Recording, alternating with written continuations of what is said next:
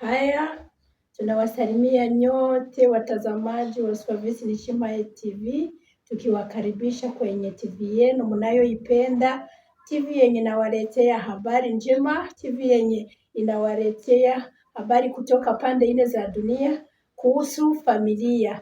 Sasa leo tumeona ni siku njema sana. Mungu ametufanyizia miracle. Haleluya. Tumeona muujiza mkubwa na tumepokea mtumishi wa Mungu kutoka nchi ya Kongo na tunamkaribisha. Nyinyi wote karibuni, msikie mema kutoka Kongo.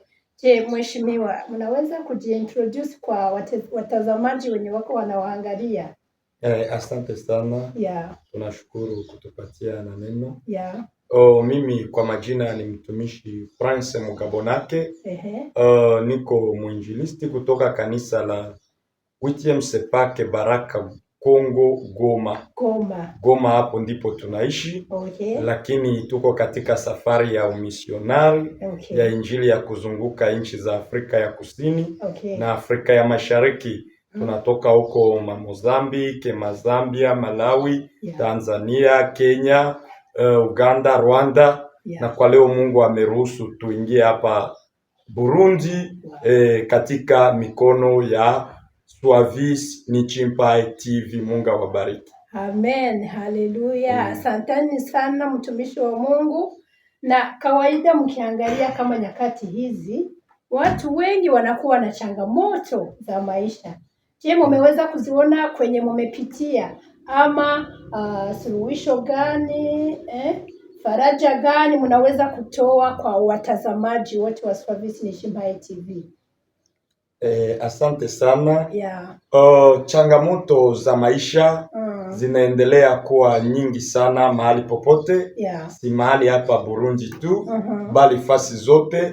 Na ni unabii ya neno la Mungu. Kabisa. Kwa sababu Biblia inasema siku za mwisho zitakuwa siku za hatari. Kabisa. Ndiyo maana wafuasi wote wa Swavisi Nishima TV, Yeah. tunaweza washawishi na kuambia, Yeah. wasitarajie maisha kama itakuwa mepesi. Kwa kutafuta sana au kwa kutumikisha elimu, bali makimbilio ya kuregeza maisha leo ni katika Yesu Kristo. Ukiingia katika Yesu Kristo, kwa sababu ndiye ambaye anametrize au anachukua nyakati na majira mikononi mwake. Kabisa. Kwa sababu mambo tunayoyapitia leo, yeye alikuwa ameiarifu. Yeah. Alikuwa ameisema. Yes. Tunaishi utimilifu. Kabisa. Asante sana. Mnafanya vizuri sana kwa hiyo neno ya faraja. Nafikiri watazamaji wa Swavisi Nishima TV wakipata faraja kutoka kwako mtumishi wa Mungu from DRC huko Kongo, watafuatilia sana kwa sababu wamesikia habari za vita, maisha mazito, mnatumia madolari huko. Yani ukisema Kongo watu wanasikia maisha mazito, maisha magumu kuhusu dolari. Sasa nawapatia muda muweze kuambia gisi wanaweza kujishika kwa nyakati hizi. Karibu. Asante sana. Yes. Sisi tutawafariji na kuambia kulingana na maisha ambayo tunayepitia sisi Wakongomani. Yes. Hata mahali pengine maisha leo fasi yote imekuwa mazito. Lakini kitu kikubwa sana ambacho kila mtu angeombwa ni kukubali hizi nyakati na majira. Yeah. Anapambana nazo kupitia neno la Mungu. Yeah. Au kulingana na neno la Mungu. Na kwa hiyo sasa katika jambo la faraja tutawapatia njia ine kamili ambazo zinatusaidia kushinda muda mgumu. Okay. Au kushinda jangwa. Mwingine usemi kushinda jangwa. Okay. Na kwa hiyo tunaweza jisaidia hata na usomi kidogo. Yeah. Ya kitabu ya Hosea sura yake ya 2 mstari wake wa 14. Inasema, kwa hiyo angalia, mimi nitamshawishi na kumleta nyikani na kusema naye maneno ya kumtuliza moyo. Wow. Maneno ya kumtuliza moyo. Mimi nitamshawishi. Yes. na kumuleta nyikani au jangwani. Jangwani ili nizungumuze naye maneno ya kumtuliza moyo. Kazi ya mahali hapo na utafsiri vizuri. Unasikia Mungu anasema atamshawishi. Amulete nyikani. Lazima tuelewe ako kaneno kushawishiwa. Ni kusema hakuna mtu ambaye anapendaka jangwa. Na hakuna mtu ambaye anaweza pewa invitation akuje kwa hiari. Bali Mungu anamshawishi, anamuleta kimubembeleza polepole, kisha naenda jikuta jangwani. Unaona Waisraeli wakati walikuwa Misri, walikuwa nakula nyama vinono vya huko kwa Farao.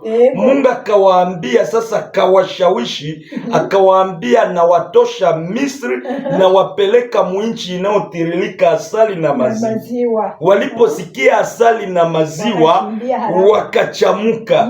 Ijapokuwa katikati ya Misri na Kanani mulikuwa jangwa. Imagine. Hiyo jangwa waliitumbukia ndani bila kujua, bila kuandaliwa. Walishawishiwa. Wakashawishiwa, na ukiona mzuri wale ambao walishindwa chukua zile nyakati na majira za jangwani walikufia humo. Wamekufia jangwani, hawakuingia hata Kanani. Ijapokuwa walitoka Misri na agizo kama wanaenda mwinchi inayotiririka asali na maziwa. Ndiyo maana msikilizaji mwema, hiyo mambo inayokupitia, hizo changamoto nzito nzito unazozipitia, najua hazikukuarifu bali zilikushitukia. Lakini kitu kikubwa ambacho unapashwa jua, mahali hapo ambapo haupendi mwiyo jangwa, iwe magonjwa, iwe kufukuziwa kazini, iwe maisha mazito, ujue mahali hapo ndipo mahali ambapo Mungu anakusubiria ili akufariji. Amen. Ili azungumuze na moyo wako. Amina. Napenda kujulisha watu kwamba ofisi ya Mungu, ofisi ya Mungu inakuwa jangwani. Mungu hawezi kaweka ofisi yake hapa Bujumbura. Hapana. Bujumbura ni maofisi za waliwali wa ministre, watu wakubwa, lakini Mungu yeye yaka naipelekaka jangwani. Missionary hapo ongeza kabisa. Ni kusema kama Mkristo au mtumishi yeyote anapenda azungumuze na Mungu, lazima kukubali enda jangwani. Mahali hapo ndipo kuna ofisi ya Mungu. Kwa sababu unajua mtauni kuna mambo mengi. Donke kuko kavuyo mkiswahili ya kwetu. Donke kuna mambo mazito, kajagari mingi, batu hivi na hivi. Sasa Mungu anamkokotaka na mpeleka kafasi ambapo hakuna fujo, hakuna ndugu ambaye atakutembelea, hakuna rafiki, wa viongozi wa kazi wanakuacha, watoto hawakusumbue, wewe peke mkitanda ya waugonjwa, wewe peke mshomaje, wewe peke mugereza, wewe peke, na ukejikuta wewe peke hapo sasa, ndipo sasa Mungu ananenepa ndani yako. Haleluya. Unaanza mtafuta, munaongea. Kwa sababu unajua wakati uko naomba, kwa mfano umepanga nitafanya maombi ya dakika 20. Zile 20 unaanza omba, makolo ziko naingia maapele kila sana dakika.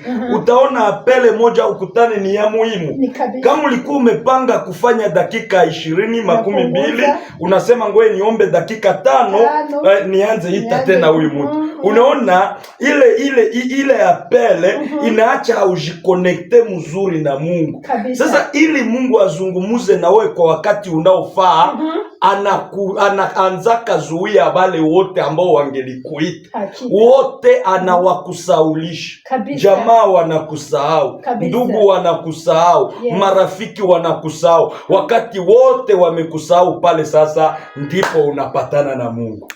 Kumbe sasa missionary, isolation ama majaribu ya jangwani sio laana? No, sio laana. Mtu wa kusema kwamba ni laana ni mtu ambaye angali mchanga kiroho. Hiyo ikazie sana. Unaona watu wote ambao Mungu alitumika nao, wote walianzia jangwani. Wote aliwapeleka jangwani. Abrahamu alimtoa muinchi yao ya Uri ya wakabila akampeleka Kanaani yeye mwenyewe. Ukikamata Musa alimtosha kwa Farao Misri akampeleka jangwani. Ukikamata Yakobo alimpeleka jangwani. Ukichukua Daudi kisha kupakaliwa mafuta alimpeleka jangwani. Yesu Kristo kabla aanze kazi alimpeleka jangwani. Paulo alimpeleka jangwani. Wale wote ndo washujaa wetu wa imani na nguvu zao walizitoa jangwani. Ni kusema kwenda jangwani haiko laana au upotevu, bali kwenda jangwani ni kwenda kukijito cha kushotea nguvu zitakazo kusaidia kuishi mtauni ukikamilika. Haleluya! Njo kazi ni kijito kabisa, njiko jangwani zenye zinatuwezesha kuishi unasimama imara mjini. Ndo maana nasema nitamshawishi nimpeleke jangwani ili nizungumuze naye maneno ya faraja. Anakushauria na kuambia utatembea hivi, utatembea hivi, utatembea hivi. Ile sasa lazima kuijua. Sasa ili Mkristo au msikilizaji wetu ambaye anatufuata kuhii TV ajue jinsi atajichukua, nini atampatia njia ine haraka ambazo zitamsaidia kumiliki jangwa au kuiweza kufaulu maisha ya jangwani. Karibu. Na njia ya kwanza ambayo itasaidia itakusaidia wewe msikilizaji mwema ni kukubali jangwa na kuipenda. Kukubali jangwa na kuipenda. Pale tuko mu Yakobo sura yake ya kwanza mstari wake wa 2 hadi wa 3. Watasoma. Biblia inasema jameni, ndugu zangu, muone sawa jambo la furaha munapoanguka mwaina mbalimbali za majaribu. Kabisa. Ni kusema wakati mtu anajaribiwa hangehuzunika, angefurahi. Wow. Ni neno la Mungu. Kabisa. Uione sawa jambo la furaha munapoanguka katika majaribu mbalimbali. Kabisa. Hiyo majaribu inawasukumia Mungu zaidi kuliko maisha ya raha. Kabisa. Kweli maisha ya raha inatuweka mbali. Kabisa.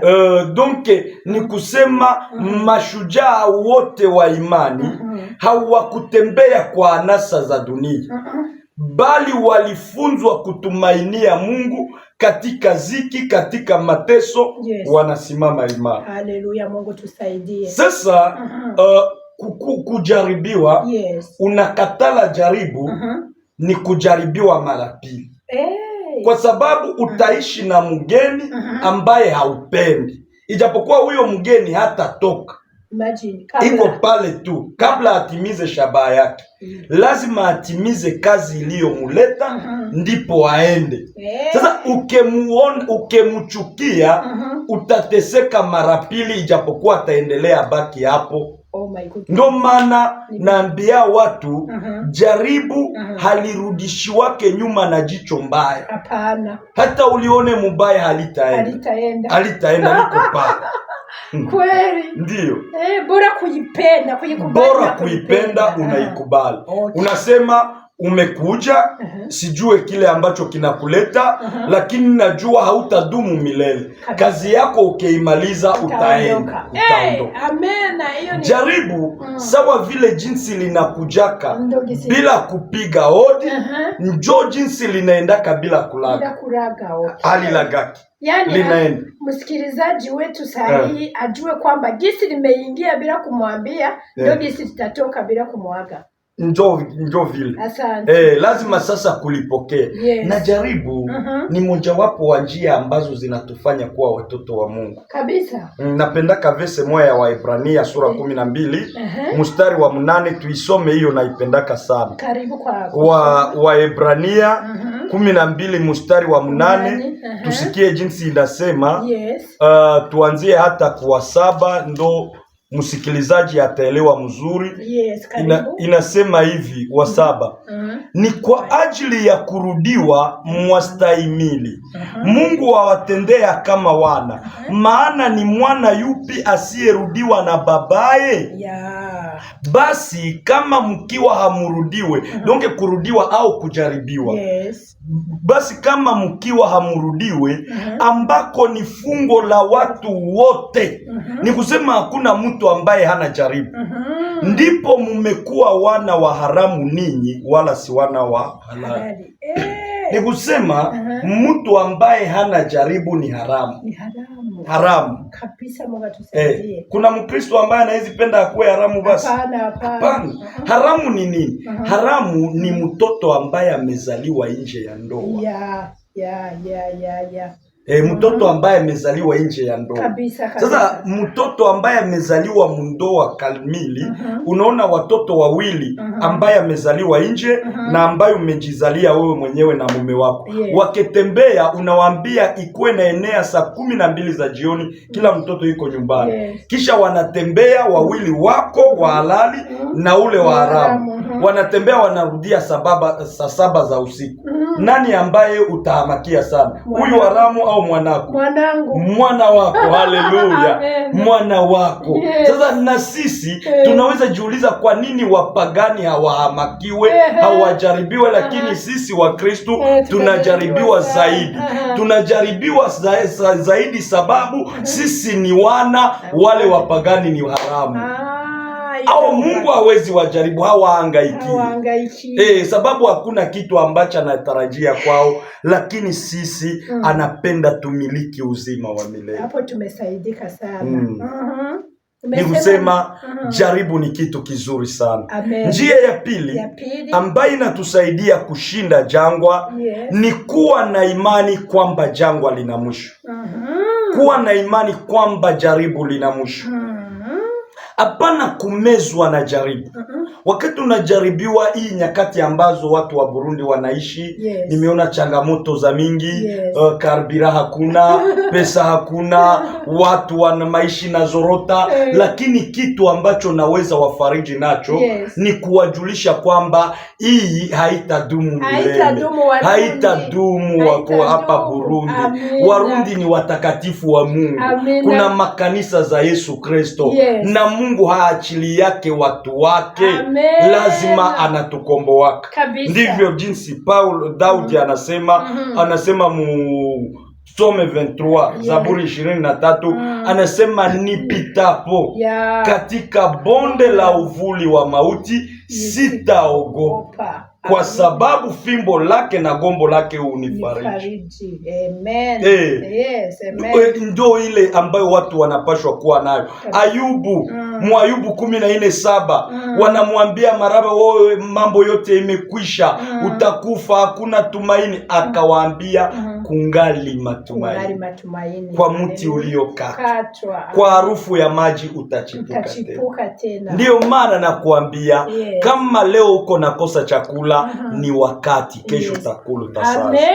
Kama hauna transport, uko nakosa transport ya kukupeleka hata mtown, na kuambia ni kamuda, hakata dumu. Ndio maana usimkosee Mungu. Usiache imani. Usianguke mumutego ya shetani. Lazima kuambia jaribu uko, lakini ni kwa muda kitambo. Wewe utaondoka na maisha itaendelea. Kwa sababu hakuna kitu cha kudumu milele. Jaribu haitadumu milele. Cha kudumu milele ni Mungu yeye pekee. Mungu yeye pekee. Amen. Thank you so much. Njia ya tatu ambayo inatusaidia ni kukumbuka matendo makubwa ya Mungu. Amen. Jaribu au jangwa habalishindake au habaliwezeshwake na maisha itakayokuja, bali kitu ambacho kinawezaka jaribu na kulishinda ni kukumbuka maisha iliyopita. Kabisa.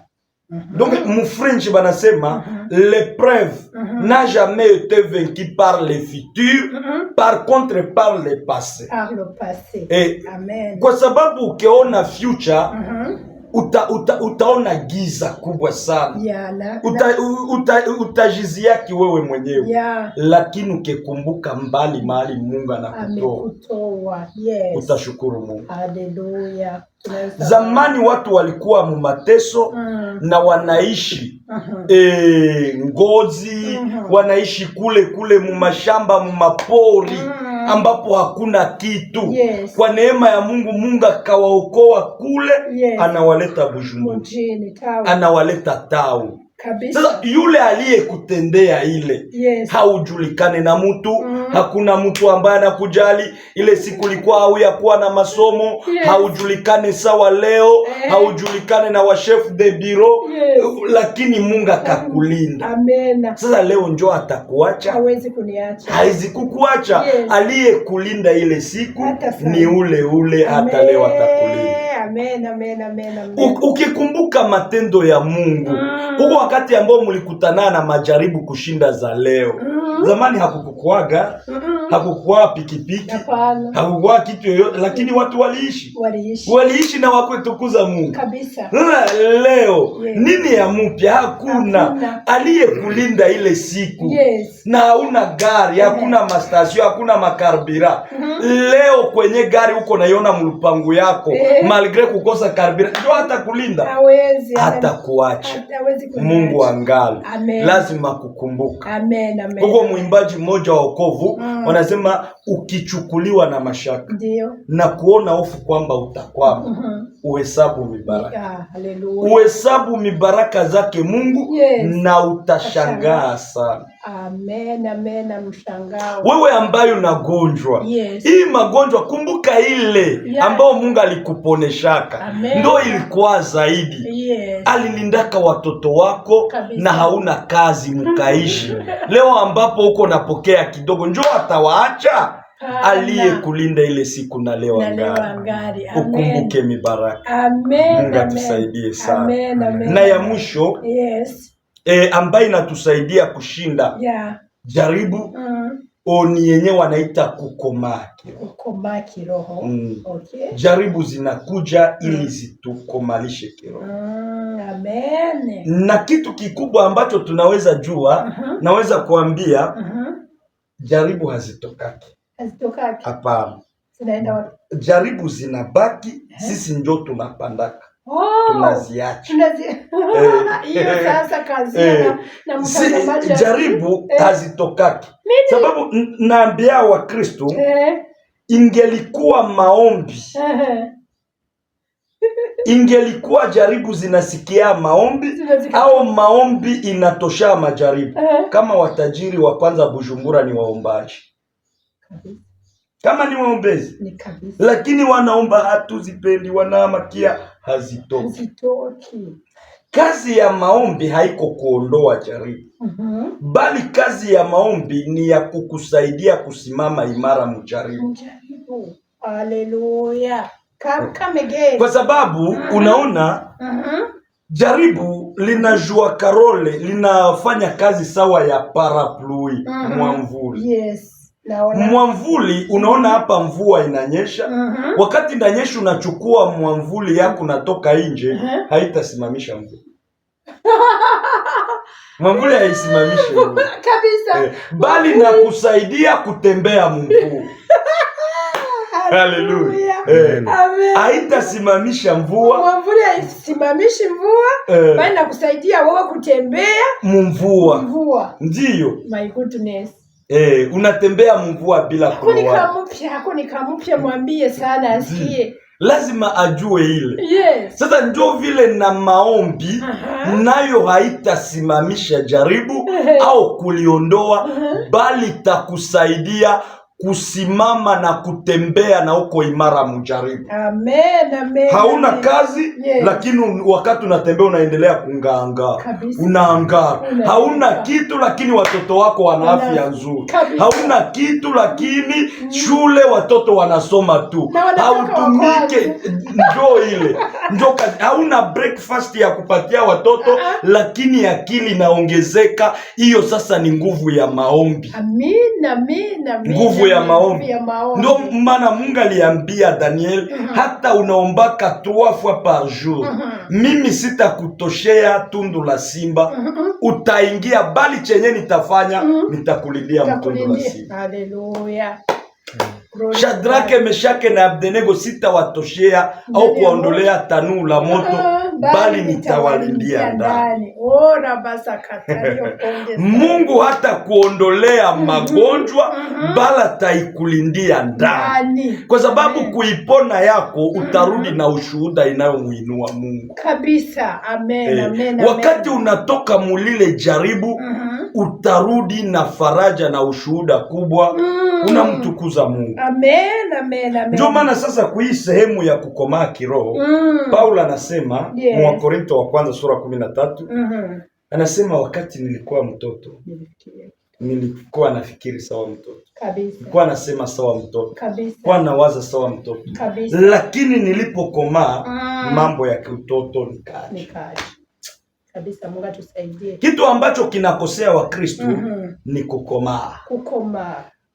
Subiri nikujulishe, nilikuwa nimesema kwamba jaribu hazitokaki, bali sisi ndio tunakomaa, tunakuwa juu ya jaribu. Wakati mtoto yuko kwenye shule la msingi, shule la kwanza, première année primaire, mtihani yake, examen yake ni kumuuliza D plus D égale combien. Na hii anaimaliza kako hata saa 2 iko na waza ilishamshinda. Kweli. Ilishamshinda, anajiuliza nitafanya nini, nitapata. Na hili likuwa linatushindaka na sisi 2 kuongeza 2. Lakini wakati tulikomaa tunaingia 5e année primaire, ile D plus D inakuwa mai kabisa. Hautaongeza hesabu, wanakuuliza D plus D égale combien? 4. Unaiona sawa mai. Ijapokuwa mu première année ilikuwa examen nzito sana. Sasa niulize, D plus D jibu lilishabadilika wakati tunafika 5e année? Hapana, ni lile. Na mtu mwenye ngali mule mu première année ingali uzito kuyeye kabisa, lakini wewe mwenye ulishafika 5e année ni maji, ilishakuwa maji kabisa. Sasa unaona D plus D ayo haitoke, haibadilike, ni ile. Wakati wewe ndo umekomaa inakuwa maji. Na ile jaribu inakulemea sababu ungali kulevo yayo, lakini chenyeni na kuomba achana na jaribu, wewe ukomae. Ukikomaa utaiona sawa maji. Mungu atusaidie sana. Amen. Unaona zamani na tuko watoto, ulikuwa unaweza shinda njala kutoka asubuhi kufikisha 3h hauya kula. Ni jaribu kubwa sana. Unalia, unakosa hata unalala chini, unakosa wa kukunyamazisha. Lakini leo ni jaribu. Leo watu si wanajipatia hata mamitiani ya kutokukula, maregime. Wanasema leo ingali jaribu. Haiko tena. Sababu gani? Tumekoma. Haleluya, asante Yesu. Tumekuwa. Sasa wakina wa Yesu na wa Paulo ambao walikuwa wamekuwa, sisi vitu ambavyo tuko nalilia au hawakuvililia. Yesu hakuna siku ambayo alienda kubanki. Hakuna siku ambayo alitumia pesa. Hakuacha parcela hata 2 hapa kudunia. Paulo hana viwanja 3. Wa mitume hakuna. Vile vyote hakuna hata kimoja ambacho walikuwa nahangaiki. Yesu alikuwa hana vazi mbili. Alikuwa hana hii. Lakini mimi ambaye niko na hii natarajia tu ingine. Najiuliza Mungu kwa nini? Hiyo sasa ni utoto. Yeye wakati anakuona anakuchekelea, anasema praise. Moi j'ai atteint ma mission. Bila veste mbili, bila gari, bila kinga, hata farasi punda ambaye alimtosha Betfage kumpeleka Yerusalemu alijiazima. Alijiazima. Sasa wengi wako na magari lakini wanalia baba. Hiyo sasa ni utoto. Tujikaze, tukomae. Wakati tunakomaa tutatambua kabisa. Mimi naanza sasa hivi. Wewe unaanza komaa. Thank you so much. Mungu akukomalishe. Jaribu utaziona kawaida. Jangwa ni maisha, ni tauni sawa zingine kwa watu ambao wamekomaa. jangwa ni town kama zingine kwa watu wenye kwa watu ambao wamekomaa. Na ina faida kubwa sana sababu tunapakuliaka mambo ambayo hatuwezi kulia mtawi kabisa. Hii mana ni chakula ya mjangwa tu. Misri haiko, Kanani haiko, ni ya mjangwa tu. Kwa hiyo Warundi wafarijike, watambue kwamba hii mambo inani ya muda kidogo na itaisha, na kwa wale ambao wamekomaa hii haitawafanya kitu yoyote kwa sababu neno la Mungu linasema wenye haki wataishi kwa imani. Mungu akubariki sana msikilizaji. Thank you so much watazamaji wa Swavisi Television, tunamaliza na tumefikiri kwamba mmepata habari ya kutosha ili mpate faraja ya kumaliza mwaka. Mungu awabariki. Bye bye.